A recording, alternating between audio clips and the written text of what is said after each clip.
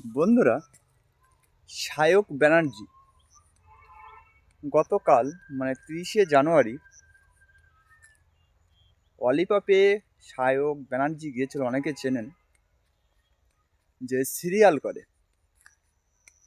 একটা বোধহয় সিরিয়াল করেছিল। তার ফেসবুক পেজে নাম দেওয়া আছে সায়ক ব্যানার্জি, নিচে লেখা আছে অ্যাক্টার। তা সে ভালো অ্যাক্টিংও করতে পারে, ফেসবুকে এসে যেমন অ্যাক্টিং করে, সিরিয়ালও তেমন অ্যাক্টিং করে।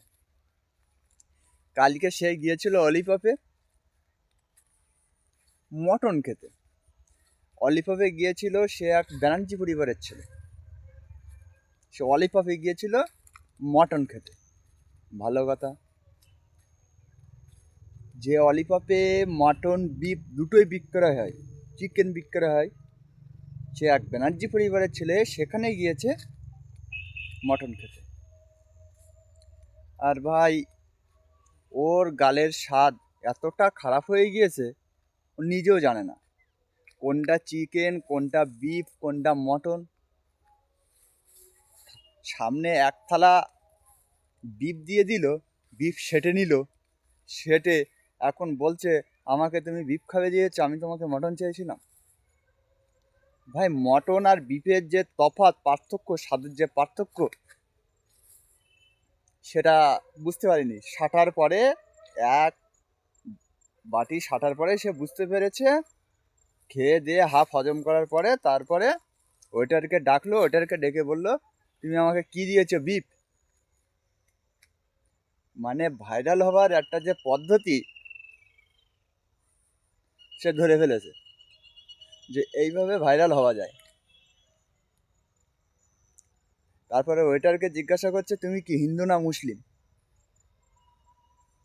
তুমি মুসলিম, তুমি আমাকে গোমাতাকে খাইয়ে দিলে।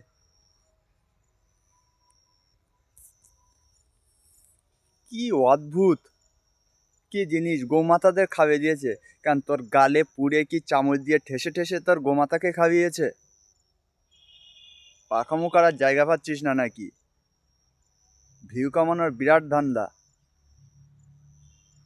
ব্যানার্জি পরিবার হলো ব্রাহ্মণ। ব্রাহ্মণ হয়ে অলিপাপে গিয়েছে, যেখানে বিফ বিক্রয় হয়, সেখানে গিয়েছে সে হলো মটন খেতে। তারপরে বলছে আমাকে হলো তোমরা তুমি আমাকে জোর করে গোমাতাকে খাইয়ে দিলে। আবার সেটা আবার ভিডিও রেকর্ডিং করছে। মানে যেটা হবে সবসময় ক্যামেরা রেডি। তোমাদেরকে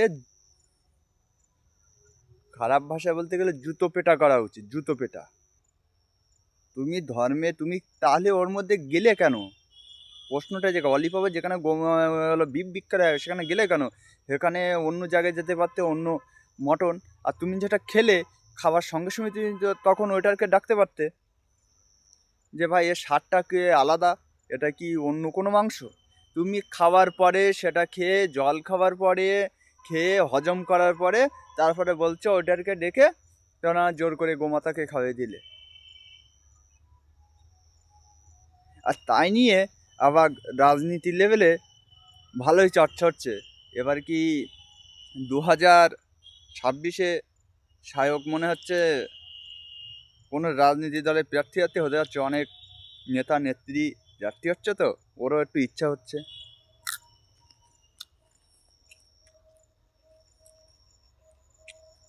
যে আমার তো কেউ সেরকম চেনে না, একটু ভাইরাল হয়ে যদি হিন্দু মুসলমান করতে পারি, তাহলে 2026 একটা টিকিট পেয়ে যদি বিধানসভায় যেতে পারি, ভালো টাকা কামানো যাবে। ফেসবুকে টাকা কামিয়ে হচ্ছে না, কবে ভাইরাল হব, এইভাবে ভাইরাল হতে হচ্ছে।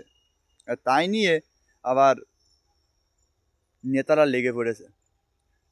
বিজেপি নেতা দেখলাম রুদ্রনীল ঘোষ পোস্ট করেছে, জোর করিয়ে গোমাংস খাইয়ে দিয়েছে। কেন, ওর গালে পুড়ে কি জোর করে খাবেছে, না হাত ধরে টেনে নিয়ে গেছে অলিপাপে? পাকামো করার জায়গা পায় না নাকি? সিরিয়ালেও নাটক, এখানেও নাটক। অদ্ভুত। আমার কথা যদি ভুল হয়ে থাকে ভাই, কমেন্ট করবে। ঠিক বললাম কি ভুল বললাম?